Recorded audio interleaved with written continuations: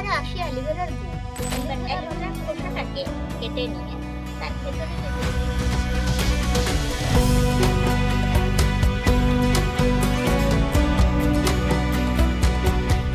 নমস্কার, ভালো লাগার গাছে সকলকে স্বাগত। আমি মধুমিতা। সকলকে শুভ দীপাবলির অনেক অনেক শুভেচ্ছা। আশা করি আপনারা ভালো আছেন, আমিও ভালো আছি। আজকে আপনাদের সামনে যে গাছটি আছে সেটা দেখে নিশ্চয়ই চিনতে পাচ্ছেন। এটা অ্যালোভেরা নামে পরিচিত সকলের কাছে। অ্যালোভেরার বাংলা নাম ঘৃতকুমারী। অ্যালোভেরার অ্যান্টিঅক্সিডেন্টের জন্য এটি সকলের কাছে অতি প্রয়োজনীয় এবং প্রিয় গাছ। এর অ্যান্টিঅক্সিডেন্ট বাতাসের টক্সিনটা শুষে নেয়, তার ফলে আমাদের ঘরের ভেতরে অক্সিজেন প্রবেশ করতে সাহায্য করে। তাই জন্য এই গাছটি আপনারা ঘরে রাখুন, এমনকি ঘরের একদম অন্দরে যেখানে আলো প্রবেশ করে না সেখানেও আপনারা রাখতে পারেন।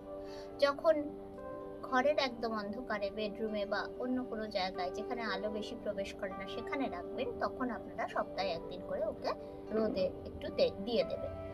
যখন আপনারা ব্যালকনি বা রান্নাঘরে বা আলো আসে এরকম জায়গায় রাখবেন, তখন আর আলাদা করে রোদের দরকার নেই, কারণ অ্যালোভেরা কিন্তু রোদ একদম সহ্য করতে পারে না। অতিরিক্ত রোদে রাখলে অ্যালোভেরার পাতা কিন্তু হলুদ হয়ে যায় এবং ওর গায়ে কালো কালো স্পট পড়ে। আমি দেখিয়ে দিচ্ছি যে এই যে অ্যালোভেরার গায়ে কালো কালো স্পটগুলো কিন্তু ওই জন্যই এসেছে। এরকম যদি কোনো সমস্যা হয় তখন আপনারা এই অ্যালোভেরার যে পাতাগুলো কালো কালো স্পট পড়েছে সেই পাতাগুলো এখান থেকে কেটে দেবেন, দিলে আর সমস্যা হবে না। আর রোদে একদমই ওদেরকে রাখবেন না। অ্যালোভেরা জল কিন্তু একদম বেশি পছন্দ করে না, ও খুব কম জল পছন্দ করে। ওকে অল্প জল দিলেই হবে, 2-3 দিন অন্তর অন্তর একটুখানি জল দিলেই ও যথেষ্ট। আর ওর পাতার মধ্যে ও জল জমিয়ে রাখে, তাই জন্য ওর বেশি জলের আর প্রয়োজন হয় না। এবারে আসি অ্যালোভেরার গুণ। অ্যালোভেরা বা ঘৃতকুমারী সকলেই জানেন, কিন্তু ওর গুণাবলী কিন্তু সকলের জানা নেই। অ্যালোভেরার গুণ বলে শেষ করা যাবে না। অ্যালোভেরার gel sunburn, skin, hair, dental, এমনকি শরীরের বিভিন্ন অঙ্গ প্রত্যঙ্গকে ভালো রাখতে সাহায্য করে। অ্যালোভেরা থেকে অনেক রোগ কিন্তু সারে, যেমন ব্লাড সুগারে অ্যালোভেরার কাঠটা বার করে নিয়ে সেই কাঠটা গুলে যদি আমরা সকালবেলায় খাই তাহলে আমাদের সুগার নিয়ন্ত্রণ হয়। কোষ্ঠকাঠিন্য যাদের আছে তারা কিন্তু অ্যালোভেরার জেলটাকে বার করে নিয়ে বা কাঠটাকে বার করে নিয়ে আপনারা যদি মিক্সিতে বেটে সেটাকে সকালবেলায় খালি পেটে খান তাহলে কিন্তু কোষ্ঠকাঠিন্য দূর হয়। রান্নাঘরে অ্যালোভেরাকে রাখতে আমি এই জন্যই বলছি যে অ্যালোভেরা পাতার কাঠটা হঠাৎ যদি আমাদের পুড়ে যায়, সেটা সঙ্গে সঙ্গে আমরা কিন্তু কিছু করতে পারি না, তখন না পারি রান্না ছেড়ে যেতে, না পারি কিছু লাগাতে। তাই ওর কাঠটা যদি আমরা পোড়া জায়গায় লাগাই তখন কিন্তু আমাদের জ্বালা তো কমবেই, তার সঙ্গে সঙ্গে ফোস্কাও পড়বে না, এমনকি কালো স্পটটাও চলে যাবে। অ্যালোভেরা একটা স্যাকুল্যান্ট জাতীয় প্ল্যান্ট।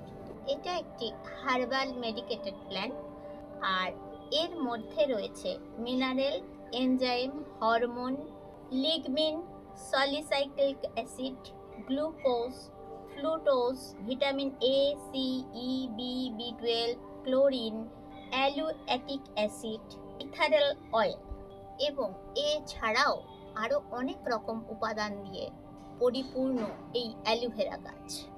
তার সাথে সাথে বলে রাখি, অ্যালোভেরার জন্য আলাদা করে কোনো খাবারের প্রয়োজন নেই।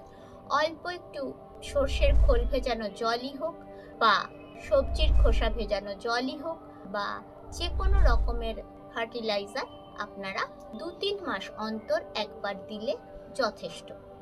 অ্যালোভেরা যখন পুঁতবেন তখন দেখে নেবেন যে অ্যালোভেরার গাছের নিচেকার যে পাতাগুলো রয়েছে সেই পাতাগুলো যেন এরকম শুকনো না হয়ে যায়। যদি শুকনো হয়ে যায় কাঁচি দিয়ে কেটে ফেলবেন, তাহলে গাছ কিন্তু ভালো থাকবে, আর না হলে এখান থেকে ফাঙ্গাসের আক্রমণ হবে। অ্যালোভেরার চারা তৈরি করা খুব সহজ। একটা গাছ বসালে নিজে থেকেই ছোট ছোট অ্যালোভেরা চারা আপনা থেকে তৈরি হয়ে যায়। এবার এইগুলোকে তুলে নিয়ে আপনারা অন্যান্য টবে বসিয়ে দিতে পারেন, কিংবা আমার মতন এই একটি টবে অনেকগুলো করে গাছ একসাথে রাখতেও পারেন। তাতে দেখতেও ভালো লাগবে আর জায়গাও আপনাদের কম লাগবে। এবারে অ্যালোভেরার কাঠ আমি একটু বার করে দেখিয়ে দিচ্ছি কিভাবে আপনারা বার করবেন। এরকম একটি পাতা নেবেন, সেই পাতা দুধারে যে কাঁটাটা আছে সেই কাঁটাটাকে কেটে ফেলবেন।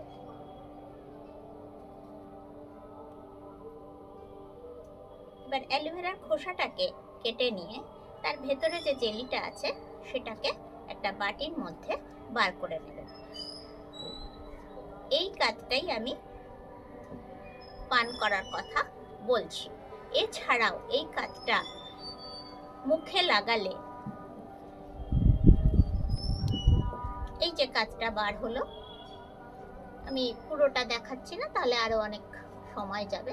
এই কাজটা একটা বাটিতে নিয়ে নেবেন এবং এটাকে আরো অনেকগুলো নিয়ে নেবেন এবং এটাকে মিক্সিতে পেস্টিং করে নিয়ে আপনারা তার সঙ্গে মুখে যদি একটা ভিটামিন ই ক্যাপসুল দিয়ে লাগান, তাহলে আপনাদের আর বলিরেখা বা রিঙ্কলস পড়বে না, আপনাদের বয়স কম দেখাবে, দাগ ছোপ থেকে রক্ষা পাবেন। এবং সবচেয়ে বড় কথা, এই অ্যালোভেরা কাঠের সঙ্গে 1 চামচ দই আর একটা ভিটামিন ই ক্যাপসুল যদি আপনারা দিয়ে মিক্সিতে পেস্টিং করে চুলে লাগান, তাহলে চুলের স্মুথনিং বা স্পা আপনারা বাড়িতেই করতে পারবেন, আপনাদের আর পার্লারে যেতে হবে না। তাহলে অ্যালোভেরা গাছ আপনারা ঘরে রাখুন, সবজি করুন, ফল করুন, ফুল করুন, সবই করুন, কিন্তু এরকম একটা উপকারী গাছ আপনারা কিন্তু অবশ্যই আপনাদের ঘরের যে কোনো জায়গায়, যে কোনো স্থানে একটা রাখতেই পারেন। এই ভিডিওটি যদি ভালো লেগে থাকে তাহলে অবশ্যই লাইক করুন, শেয়ার করুন, কমেন্ট করুন বন্ধুরা। আর আমার চ্যানেলে গিয়ে নতুন নতুন ভিডিওগুলো দেখুন। যদি আপনাদের এই ধরনের কন্টেন্ট ভালো লেগে থাকে তাহলে অবশ্যই আপনারা সাবস্ক্রাইব করবেন নতুন নতুন ভিডিও পেতে। ধন্যবাদ।